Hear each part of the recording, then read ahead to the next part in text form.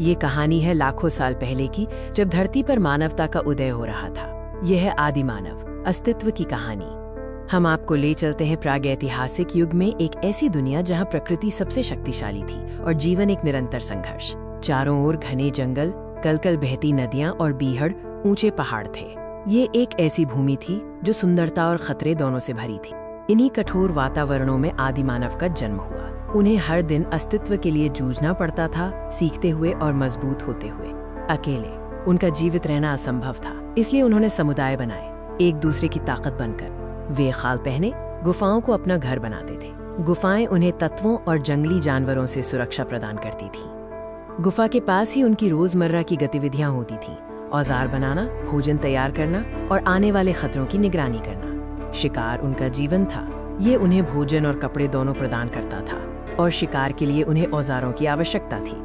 नुकीले पत्थर, लकड़ी और हड्डी से बने ये साधारण औजार उनके अस्तित्व के लिए महत्वपूर्ण थे। समूह में काम करते हुए वे विशाल शिकार का सामना करते थे, सटीकता और साहस का उपयोग करते हुए। सफल शिकार के बाद वे अपनी गुफाओं में लौटते थे, जहां समुदाय उनकी प्रतीक्षा करता था।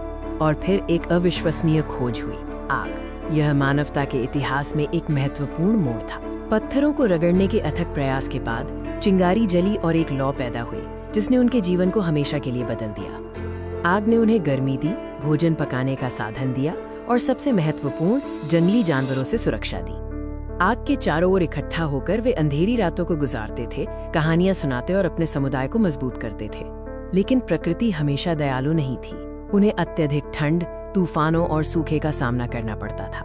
बर्फीले और तूफानी मौसम में उनका हर कदम अस्तित्व के लिए संघर्ष था। उन्हें अपनी सारी बुद्धि और ताकत का उपयोग करना पड़ता था। गुफाएं उनके जीवन का केंद्र थीं, जहां वे तत्वों से खुद को बचाते और अपनी विरासत को आगे बढ़ाते थे। उन कठिन समय से एक दृढ़ इच्छा शक्ति का उदय हुआ, जिसने मानवता को आज यहाँ तक पहुंचाया है।